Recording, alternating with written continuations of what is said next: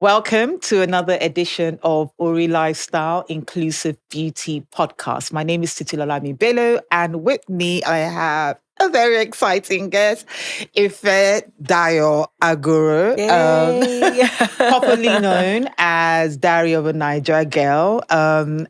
And she has an amazing profile. She's an entrepreneur, she's a creative writer, a content creator. What else? All of that. All of that. Content strategist as well. Content strategist as well. I think when I was reading your profile, I was so excited because I saw so many alignment between what you do and what I do. And you may not realize, I know you're big into charity and giving back. That really excited me. You also wear a really interesting hat as you work in oil and gas. I did work in oil and gas. You did work in oil and gas. And I believe that you own a business. I did own the business. You did own a business. And so for me, that's really interesting because it's quite different from what you do with DiaryofaNaijaGirl. And for those who know me professionally, I work in legal services regulation, which obviously seems very serious. It is very, very serious. It sounds serious. So two serious backgrounds, but we also are very creative. But today we're going to be talking about bleaching. Yes. As it relates to the beauty standards, which this podcast has been exploring. So beauty standards, where does it come from? How comfortable and confident are we with it? And what's driving that beauty standards? So today I really wanted to explore with you bleaching. I think a lot of people think that it's going down. But when you look at figures from the World Health Organization and NAFDAC as well, it is still quite alarming. So the World Health Organization says that 77% of Nigerian women bleach. And it's the highest in the world. Not Ghana. Not Ghana, over there, not Congo. That shocked me. But it's not just the Nigerian problem. Oh, you're not shocked? No. Oh, really? No, I'm not. But it's not just the Nigerian problem. Yeah. We also have this problem in Malaysia. We have this problem in Togo. We have this problem across the Caribbean. We have it in India, and we have it in the Republic of Korea. But you know why, though? You don't know why? I'm sure you do. I know why. The lighter, the better. Yeah. Right? Yeah. And that's coming from the Caucasians. It's not, they didn't ask us to bleach. We look at them and say, oh, nice hair, sleek and straight and easy to maintain, fair skin, looks like makeup sits much better on you.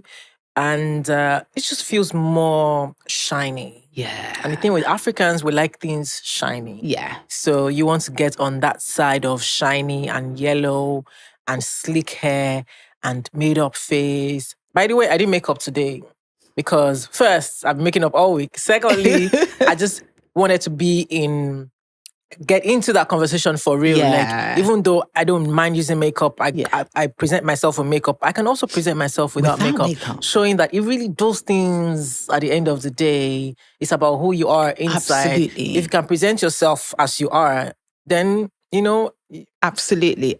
your confidence is from the inside. Absolutely. Really. Okay, but before we get into this bleaching topic, I really want to take the opportunity to find out a little bit more about you. Yes. And how you've built the amazing community that you have built, because it is inspirational to me. Thank you. And it is something that I am really aspiring to. I will not lie. So you started DiaryofaNaijaGirl, which has over 700,000 followers now. But you started this as an anonymous blog that grew. And you started this with people. I mean, the first things that I started seeing from your page were normal, ordinary Nigerian women sending in their stories. And you sharing those stories and giving commentary on those stories. And I suppose for me, one of the things that really excited me about it was they were discussing things that were not usually discussed in a public forum. We're talking about sex. I mean, one of the most steamy ones that I saw was around people's sexual fantasies. Yes, that was crazy to see. It was... And they didn't mind that I would see them. Like, again, that was really crazy. Like, do you guys know I can see you Like, They did not mind because They didn't obviously mind. everyone was sending their wildest fantasies crazy. in. Yeah. You would never share Never. their profile Never. details with them, but you knew who these people were. Yes. And they knew that you knew who they and were. they were okay with it. Like, it was like, and they still have more to say to me. And they come into my DM to reply my reply to them. Exactly. And they say, oh, no, that's not how it happened. And they explain to me, and we're having this chat. It's crazy. It's crazy. But you know what? It is liberating. It is. And I feel that it is also healing. And I'm not sure if you actually get that, that you are part of the healing process for a lot of Nigerian women in particular who may have felt so, the things that they were talking about, I would not feel comfortable talking Telling about your friends. Yes. Yes, but they were so comfortable. And I think that there is something really powerful about sharing, about getting things off your chest, and about even normalizing a healthy sexual life. Yes. So every Thursday, I know you have this thing. We do Naughty Thursday. Tell us a little bit about Naughty Thursday. I started Naughty Thursday because people would DM me and talk about that. And I'm like, why are we not talking about this publicly? Why are you making this look like it's something we can't talk about? Also because people didn't fit that with my profile. People thought I was so prim. I am prim and proper, but sex is sex. Like, it happens. Why? It's a wonderful part of life. Why are we not having that conversation? So I thought to say, you know what? Because Nigeria is this kind of society where we may be a little bit conservative when it comes to that, even though it's just being pretentious, to be honest. That's the truth. Yeah. So I said, okay, let's just put it on our Insta story first, and people can come and have the conversation with me about it. And of course, I was shocked as usual, because the thing with Dan communities, they shock me all the time. All the time. There's nothing I do that I'm not shocked. Like, if I say I want to do something now and I think maybe 2 people, you get like 1,000 people. Like, I just don't understand how they are. But again, when we started that, and I think the first question was, tell me a secret, a sexual secret that you've never told anybody. And that was wild, because then celebrities, regular people, executives, C-suite women, just telling me things. And I was like, oh, wow. And I got really interested in that. Said, okay, if this is an avenue for you Absolutely. to, what's it called? Or get this out of your chest, of your mind, of your head.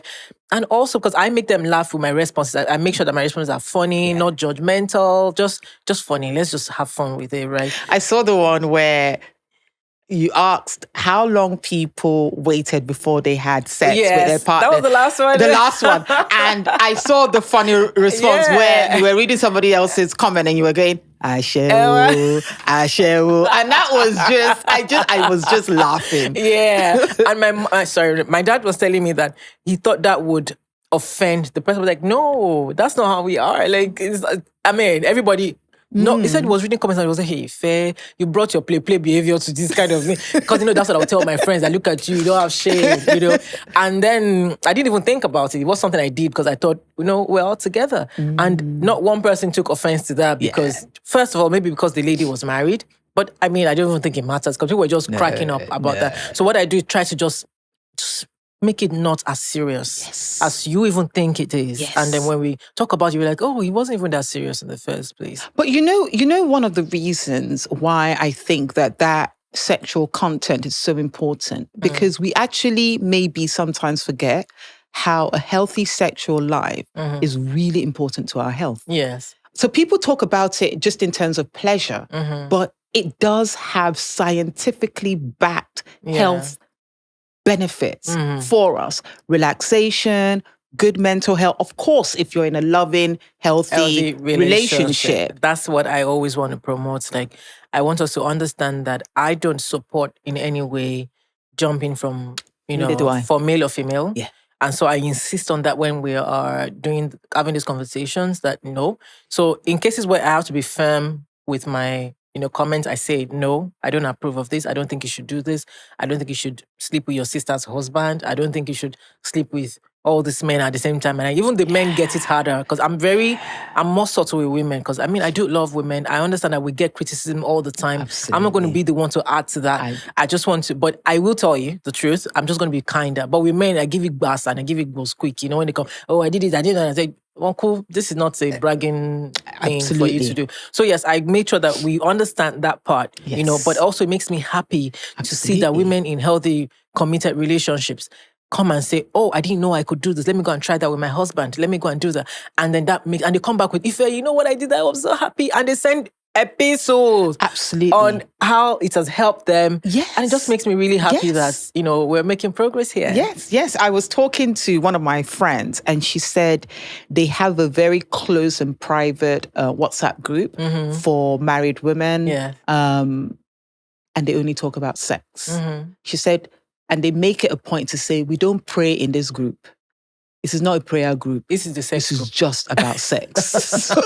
So there are things happening. But, amazing to see. But can you tell us a little bit about how you built this community? To be honest. And I asked this question because I want to build a strong community. And I know a lot of people, of women, and maybe even men along the line as well. Happy these days that men are joining the conversation. It makes me really happy.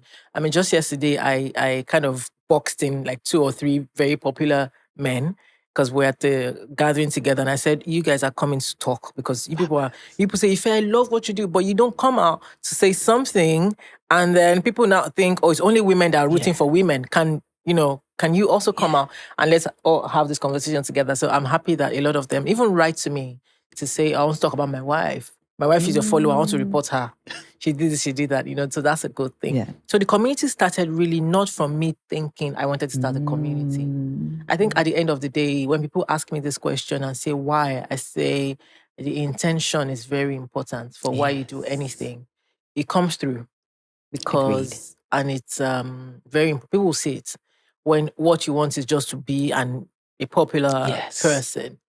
Do you really want to help? Are you genuine in your storytelling? Those things, So I started by writing stories about myself first and giving my opinion on things that I felt people did not think to talk about. My major was a gray line or cutoff line was I was never going to gossip. Okay. I wasn't going to make celebrities the attention of the platform. It would be real, regular, everyday women. Fabulous. Because they are not getting the attention that they deserve. So we have to talk about them. And first, since I said that people are ashamed to talk about yourself, I will come forward, talk about myself first. And then so everything that I was experiencing every single day. I don't write as much like I used to because so much to do, but then I would write every day. My experiences, my diaries, what I would put in my diary, I'll put it on Instagram. Just so, again, I always say there is no shame in my story. It's a lesson or an inspiration, but there is no shame in it.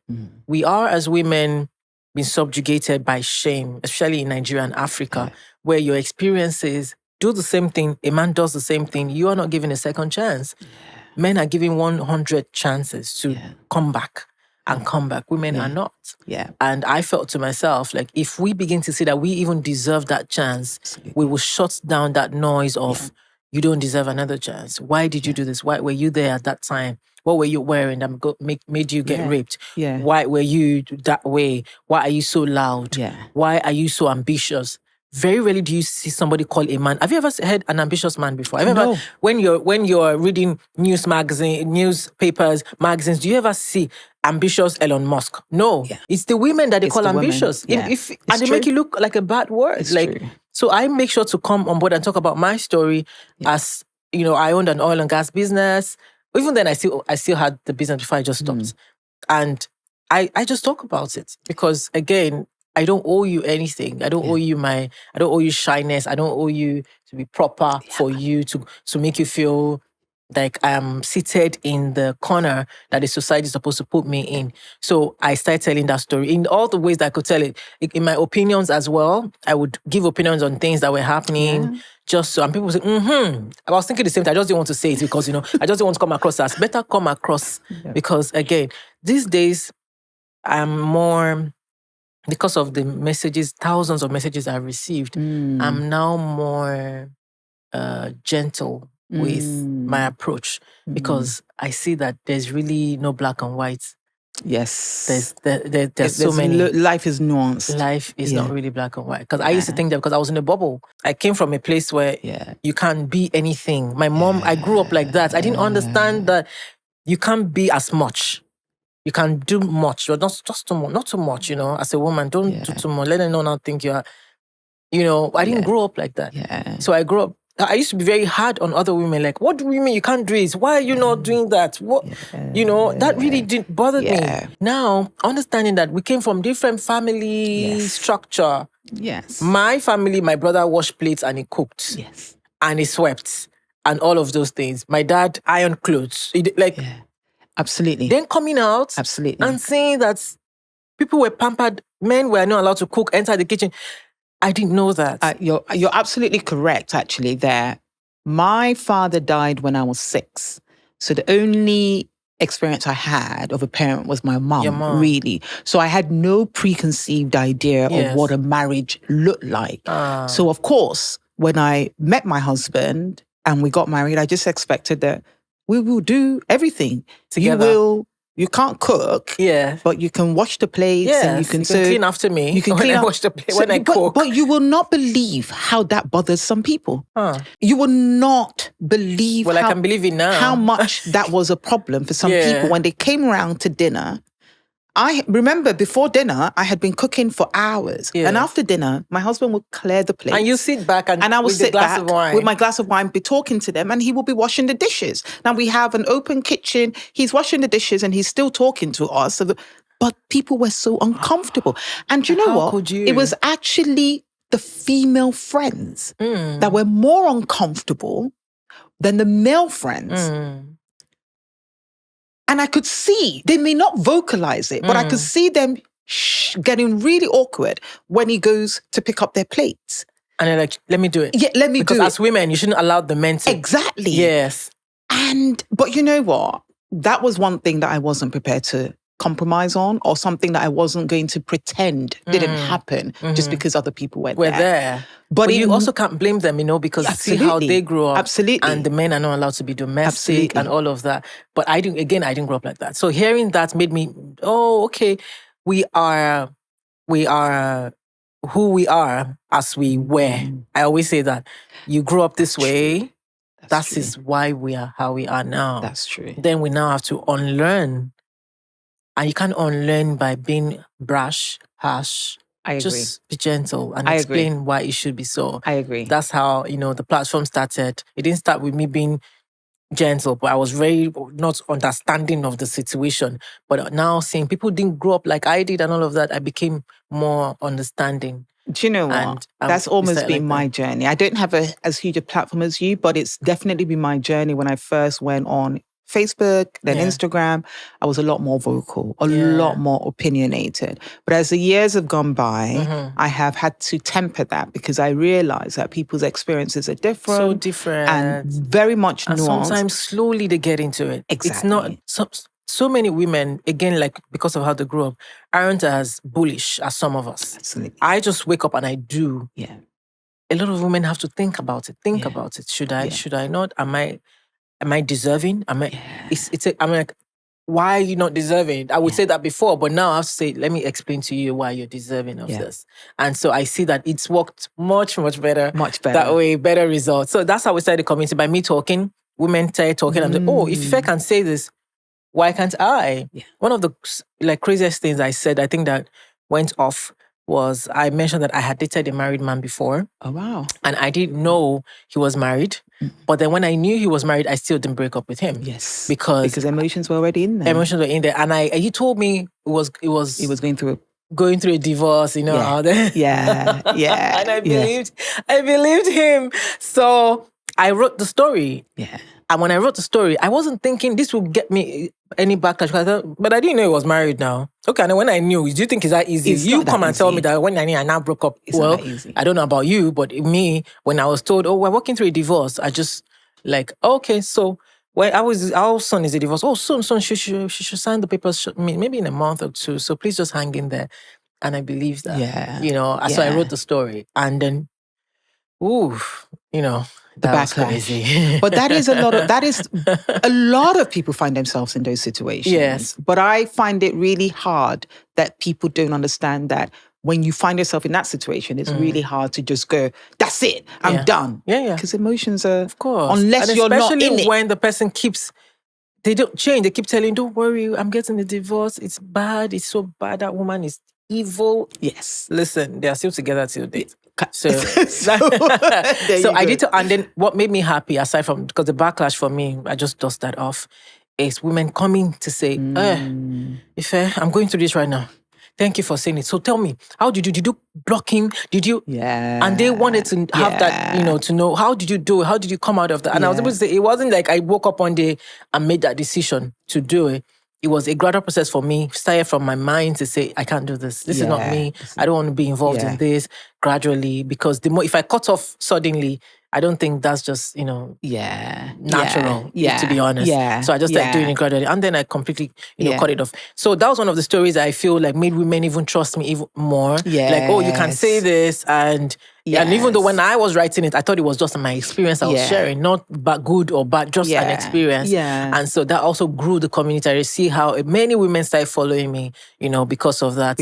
So now people will tell their story more than I do now on the platform. Yes, yes, I've noticed. I tell less stories, they tell more of the stories. So it's more about them more now as time has passed than my story. Oh, fantastic. It's a fantastic point to get into the topic that we really want to talk about, which is skin bleaching. Yes. And I rolled out some figures earlier, and I think it's concerning. But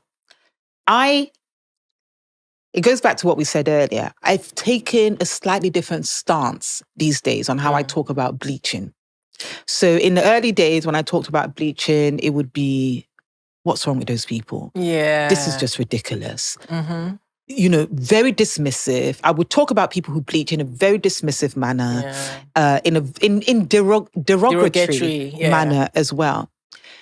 But I've done a lot of growing, and I think they are also victims of some sort, whether it's victims of conditioning, believing that being fairer is better, whether they're victims of low self-esteem, but they are victims of some sort, because I don't believe that in this day and age, with all the information that is out there, we know that bleaching causes damage to the skin, and it can pose a health risk.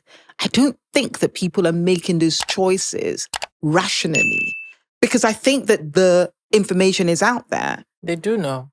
They do know. Some people have bleached to the extent where their veins are out. They have a cut and it doesn't heal fast. They see it. It's So when you see and know the harm, this is where I say my stance has changed. When you know the harm and you see the harm and you still can't stop yourself, it's a deep-seated issue. That means it's a deep-seated issue. That means there is some, I don't want to use the word loosely, but that means there is a mental health. It's not loosely, it's what it is. Exactly. and so it is what it is. And so if I can see that there is some sort of a mental health issue that needs to be addressed, then it makes me be more sympathetic.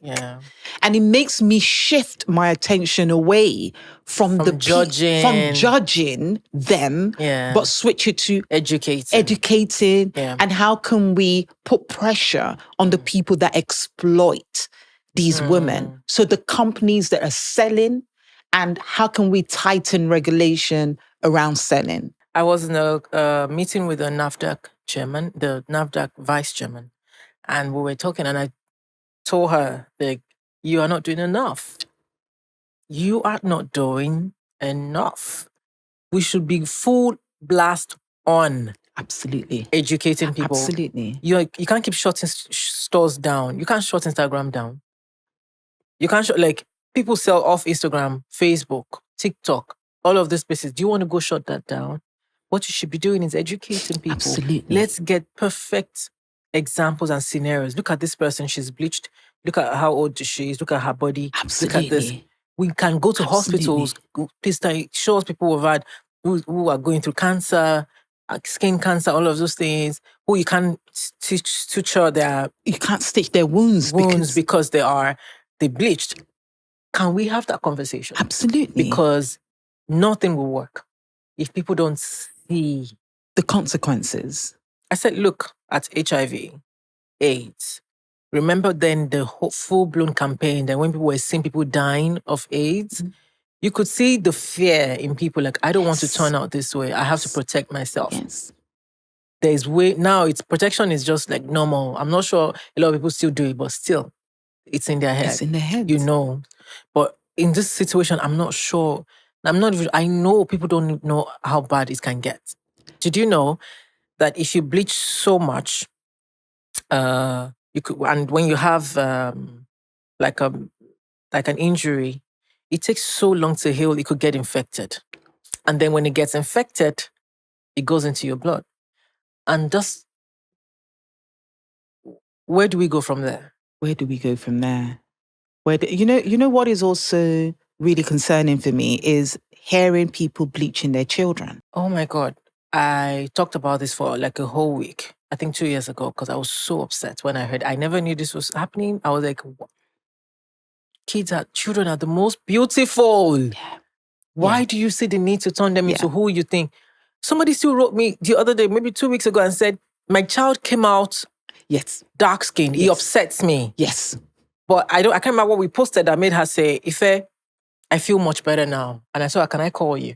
And I called her and I was so unhappy with her.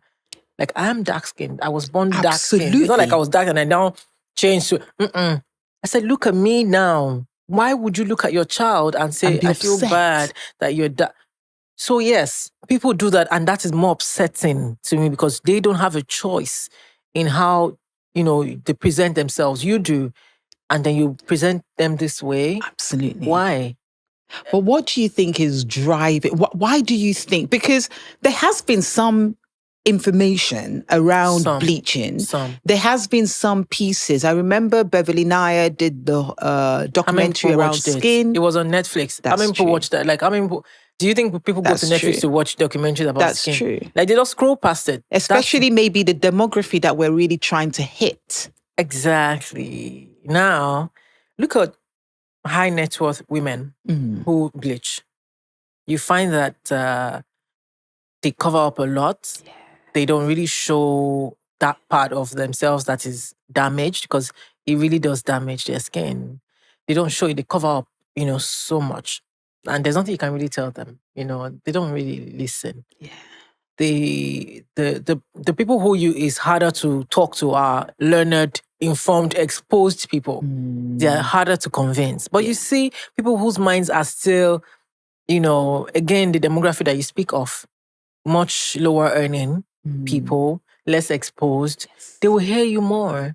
And these are the people going to the market mixing toothpaste and things to bleach their skin. Yeah. And again, like I told the NAFDAC woman that day, these are the people we need to talk to first. Let's start from ground up, because it's important for them to know what this thing can do. And it's not just talk. We need pictures. We need videos to go full on this. Absolutely. Again, somebody said, are you not doing this because of your own brand? I said, I'm not even thinking about that. If you don't mention my brand one time, that's fine. But this is the problem. Yeah. It's just like, but that is, I fear that criticism is sometimes levied at me. Like, am I talking about healthy hair because I sell hair care products? I'm lucky because I obviously started talking about healthy hair before the products came on board. But I will dismiss that argument completely. Yeah. We have a big problem. I love that you mentioned NAFDAC, because even just about 2 weeks ago, I heard a popular skin influencer saying NAFDAC is not doing enough. No, not just around skincare, but just around even people getting their licenses to say it's not NAFDAC approved properly.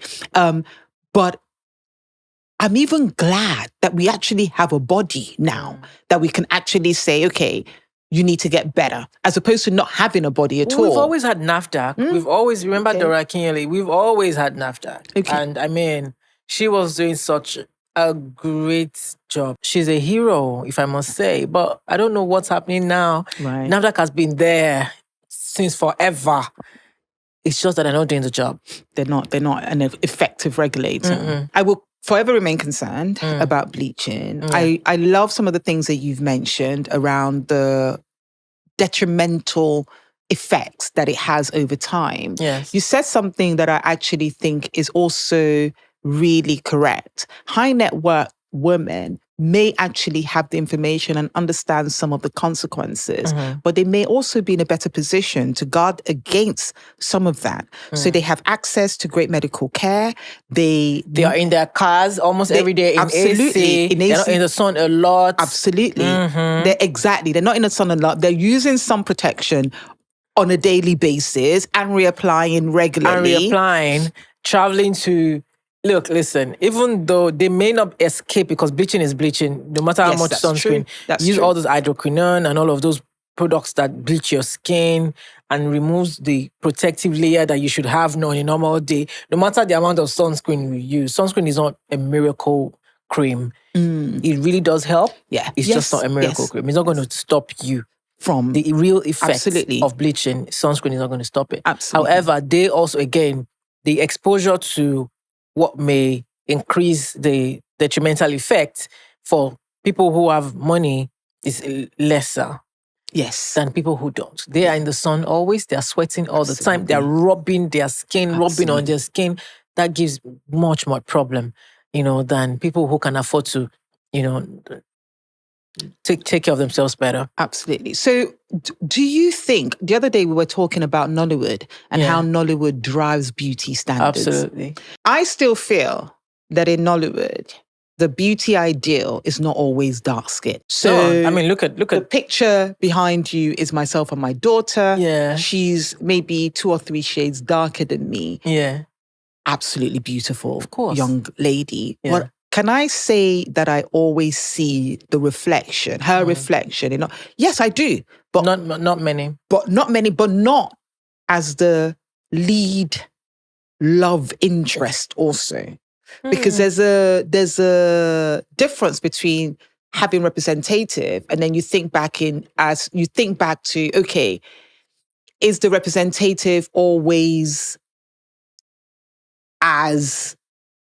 a lot of people's perception is that when it comes to love interest, we still hanker for the straight hair or the wavy hair or the light skin. Is that your perception, or are things actually really changing? There are 1 or 2 Nollywood beauties that I love. Yeah. Beverly Naya is one of them. Dark skin, amazing natural hair. Yeah. And there's been 1 or 2 movies where I've seen her hair in those movies. Do you think Nollywood feeds into a beauty standards that doesn't...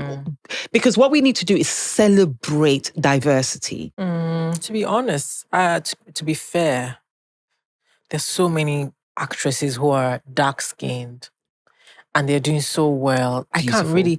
I think in the past, I would say yes. In the past, I would definitely say you have to be light-skinned, you have to be some type of way to get a role first. Not talk of even being a lead.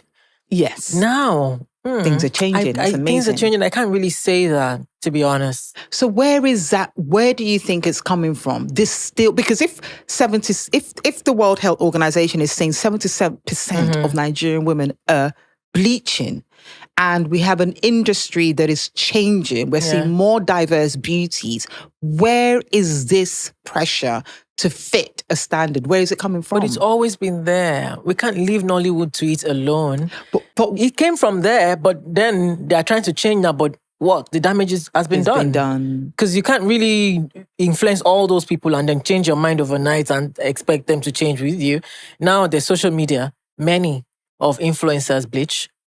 They're light-skinned. Yeah. They present themselves in some sort of way. Again, I say many, not all. Yeah. They have taken the place of actresses, of musicians. That's very true. Now. That is very true. So who cares That is very that true. Nollywood has changed and doing That is better? true. The people who have millions and millions of followers are bleaching. That's true. Maintaining that beauty in court. And those are the people are looking at now. That is very true. So Nollywood doesn't matter anymore in this case. That is very true. And you know, one of the things that also really surprises me and gives me an insight into how some of these issues, we don't know that we've been conditioned, is when you look at filters. The filters never make you look darker. No. They always make you look a shade or two lighter. But look at the filters. They are all Caucasians. Yeah. Or Mexicans or whatever. You're lighter, Yeah.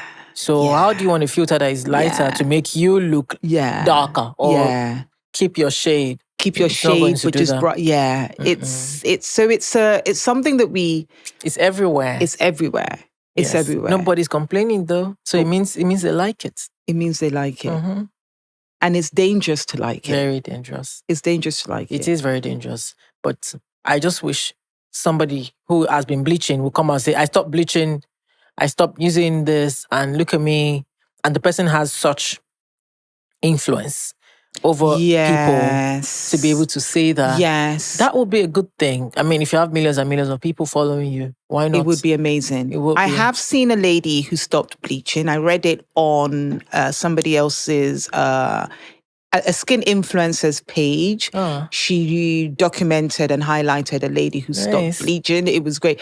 But you're right. It's that other aspect. Somebody who stopped bleaching, who talked about the consequences of bleaching, but came out still looking like, see, this is these are the repercussions of my bleaching, but I'm working on my skin. Absolutely. It's going to get better. And we're following that journey to see that. And we will trust you more. So whatever you say going forward, we believe you because we can see the journey. It's so funny because that Gemini girl was the skin influencer, and it was somebody on her platform who said, but what is more powerful about what you said is somebody that has influence. Yes. Because we know there's so many influential people who are doing this. Oh, gosh. So let me ask you then, what led you into skincare, body care in particular? Why that? Well, to be honest, it wasn't bleaching. Like, if we're being honest, as we normally do on DiaryofaNaijaGirl, we talk about everything. Like, I don't think there's anything we don't talk about. And so one day, we were talking about expensive skincare. 'Cause I came to complain that there's this expensive skincare product I use, and I would feel it's working, and then it feels like it stops working. Okay, then I change to another expensive skincare product. Same problem. What is going on? And then people said, oh, if it's not just you, I use this, I use that, it works a while, it stops working. Same problem.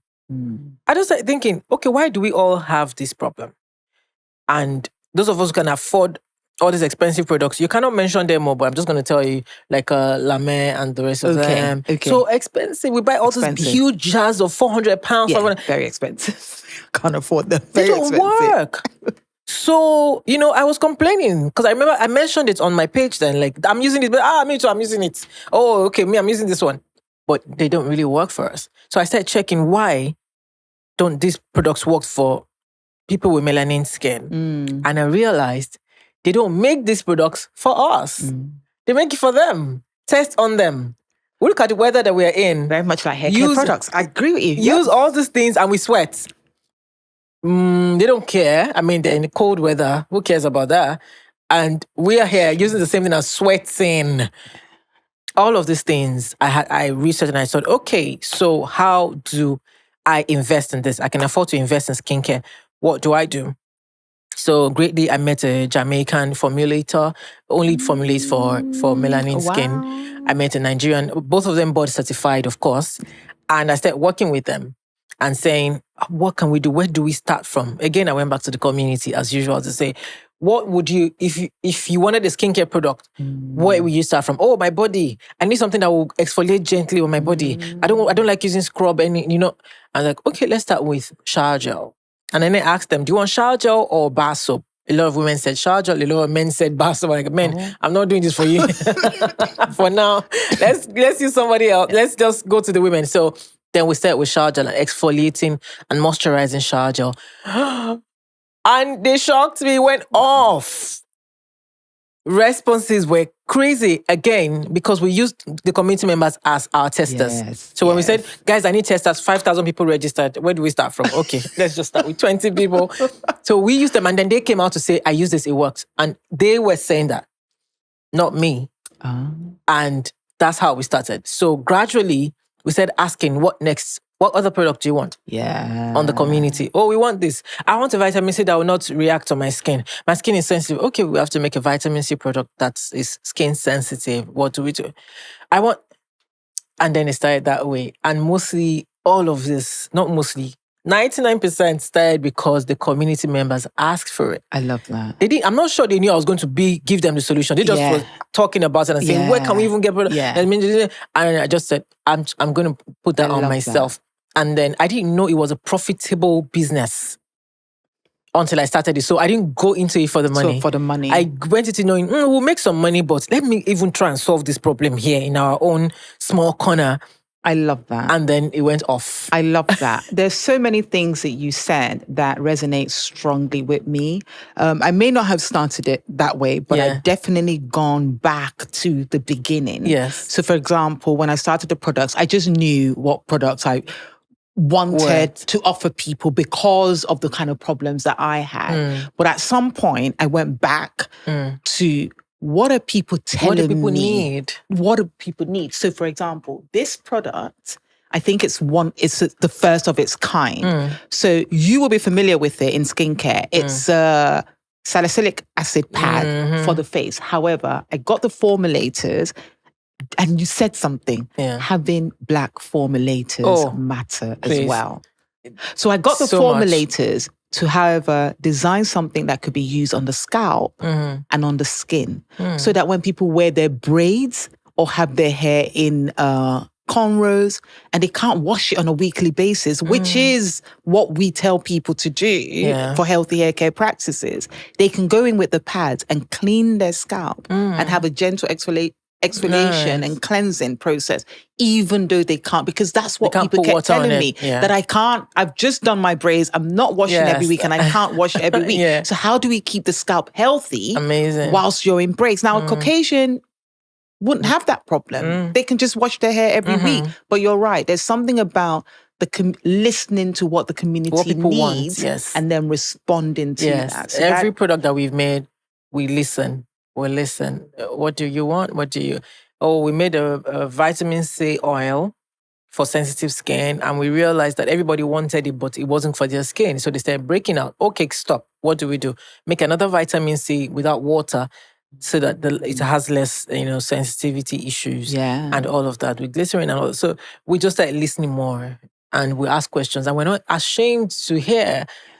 And the thing with these community women is they are not ashamed to speak anymore. So they just come to me as it is. If I know, I use it didn't work for me, I don't like it. Okay, I hear it helps you improve the product. Or does it? Of course it helps. It helps. I heard that you sold over 400 units within 3 years. That's...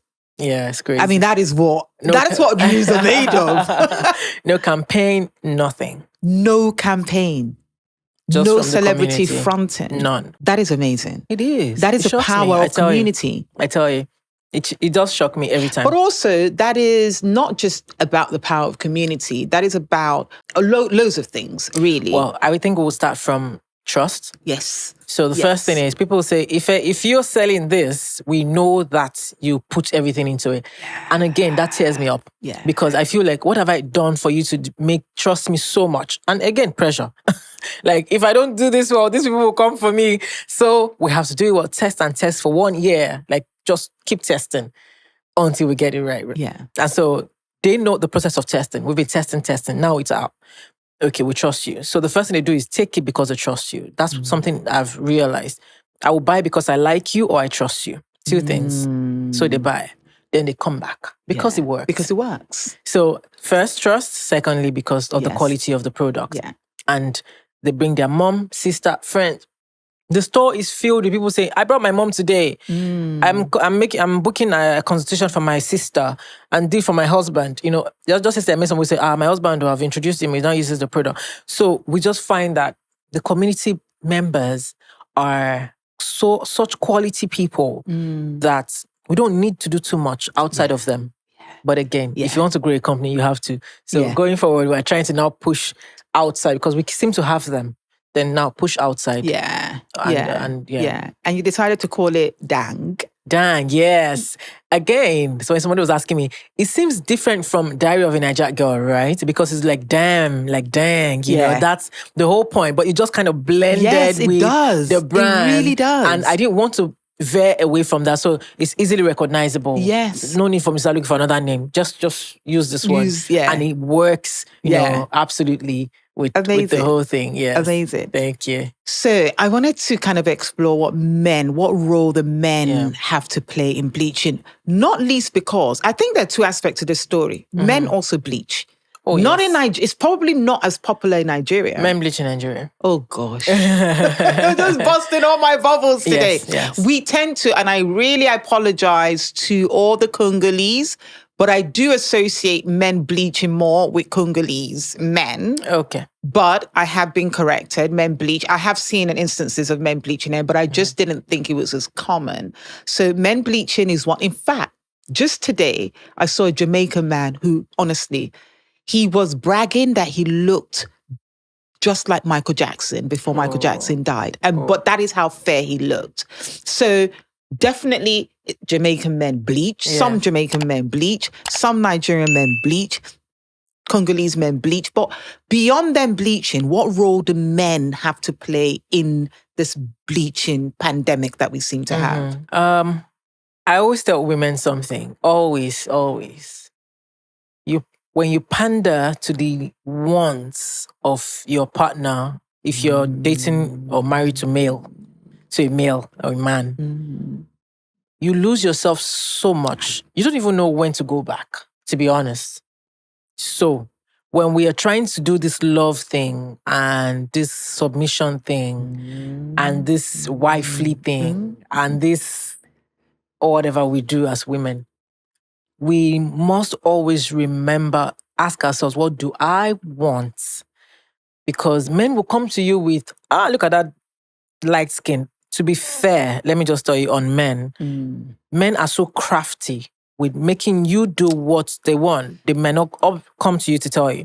So if the man is saying, that girl is, hot girl, she's so, look at how light skinned she is. He's indirectly telling you, I want you to be light-skinned. He may not tell you to. And women catch up on these things quickly because we are very sensitive, right? And we say, so do you like light women? Yes, so I like women that are light-skinned. Meanwhile, you're like me and you like, why? So what are you doing with me? I know, I love you, but I just like okay, then I'm going to go off and bleach. So they will tell you, but did I ask you to bleach? But as you're bleaching is loving it, but when something happens, but I didn't ask you to bleach. That's what happens all the time. Yeah. Well, no, many times. They'll say, but I never asked you. You stop working. I never asked you to, but you said, I like women who stay home. Yeah. But you stop working. I didn't ask you. Yeah. You stop working, but I didn't ask you. So many things that women do are based off the needs of men or the wants of men. Mostly that men did not ask them. Yes. Now, you see this man who says, I like light-skinned women, right? And you go off to bleach. Many of these men will still go for they will still go out for the light skin. Like, you are never going to be enough if you're not enough. I agree. 100%. There's nothing you can do. You can 100%. Roll under the chair, turn yourself to an octopus or whatever, change your skin. What's that animal that changes its skin? What's the chameleon? Change it from you will still not be enough. Yeah. I say this all the time. Yeah. When a woman comes as she is, and a man comes as he is, and both of them accept each other just as they are, is the best relationship that can ever happen. But the moment we begin to change this, change that, change it, especially when it comes to looks, it's not improving. I so agree. It's not improving your looks. No, it's depreciating, especially the health of your skin, of yourself. How is that love? I completely agree. We cannot keep telling men, don't tell your wife to bleach. Okay. What about you as a woman?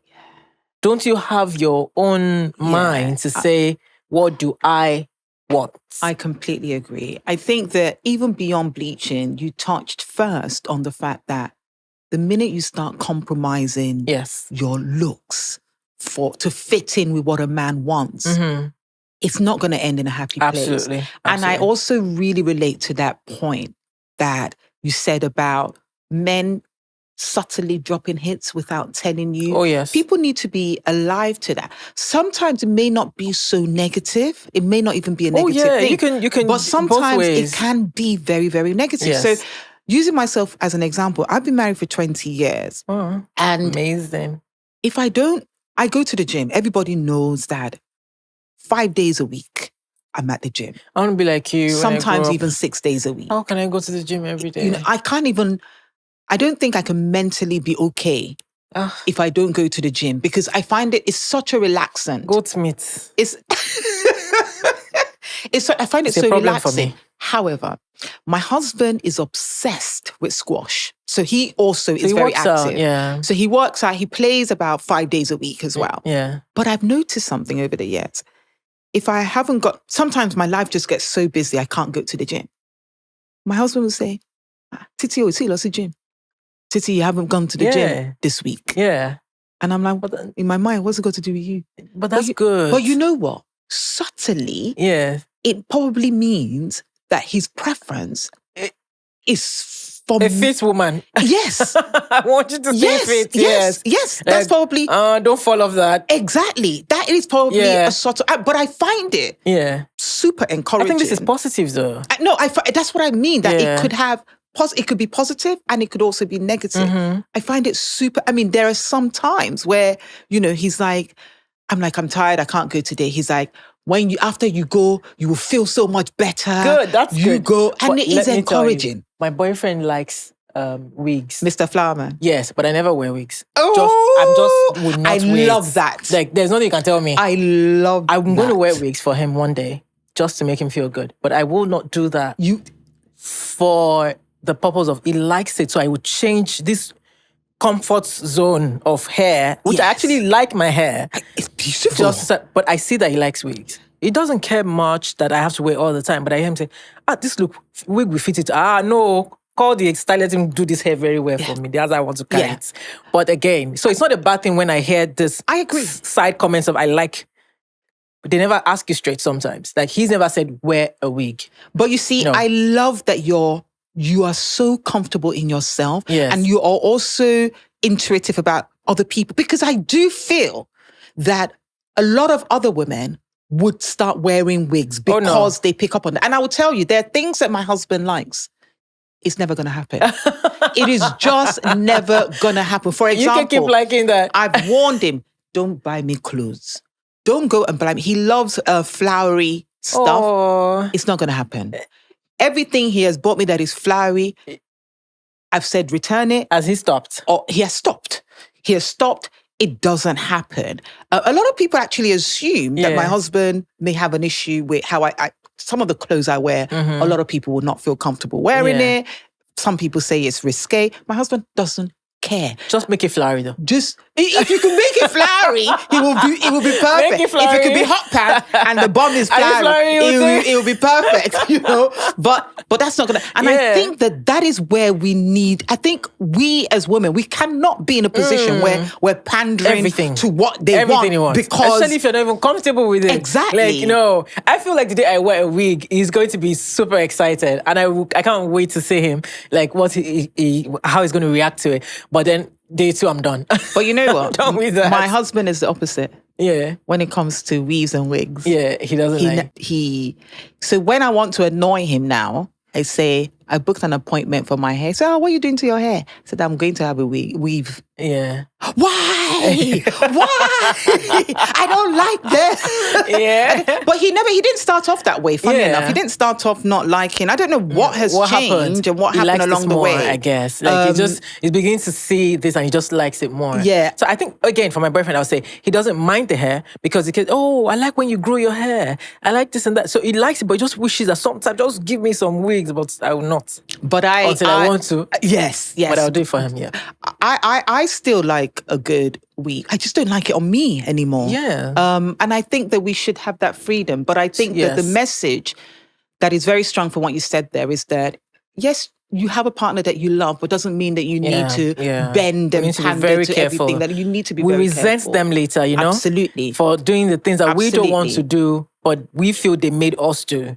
Absolutely. Then you begin to resent them. And then you begin to lose yourself. Of course. That happens even without doing what they say. Normally, women will just lose themselves. Naturally. Right? Especially when you're married and you're having kids. Yes, and all you want to do is nurture. And the day you take that breath and say, I want to rest, and something comes up. Instead of taking your rest and say, you wait, I need that rest, they go off. Yeah. And then they resent people at the end of the day. Oh, I have loved this conversation. Thank you. Same here. Honestly, thank you so much for honoring me. Thank you for having being on me. this podcast. Yes. I'm super excited. Love to meet you. The conversation was so natural and organic. Yes. And thank you for everything that you've done. Thank you for having me. For us women. And I am so excited to see what more you're going to do. I hope the event that you have coming up is a super success and one of many to come. Please, the community does need you.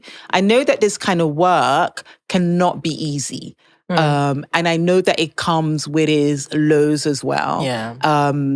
As well as the highs. And I know that, of course, I'm giving you accolades. I don't see the lows, but please know that you're doing something amazing for women, the community, Nigerians. We absolutely adore you. Thank you. And stay being you. Thank you. Thank you so much. I'm wishing you all the best with your products as well. Thank you. Again, I really wish you to come into Nigeria and do the work that we needed to do. So wishing you all the best. Thank you very much. Thank you for having me. Thank you. Thank you very much, Ife. Thank you.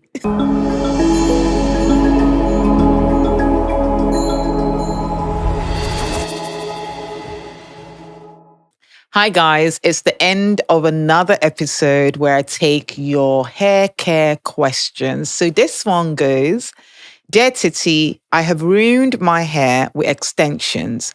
I do not have afro hair. Could your products help my thin and fragile hair? The answer really isn't about products. The answer is about healthy hair care practices. So you are actually already halfway there because you know what's ruined your hair. It's the extension. So what you need to do now is to reduce or actually hold back completely from extensions for a little while.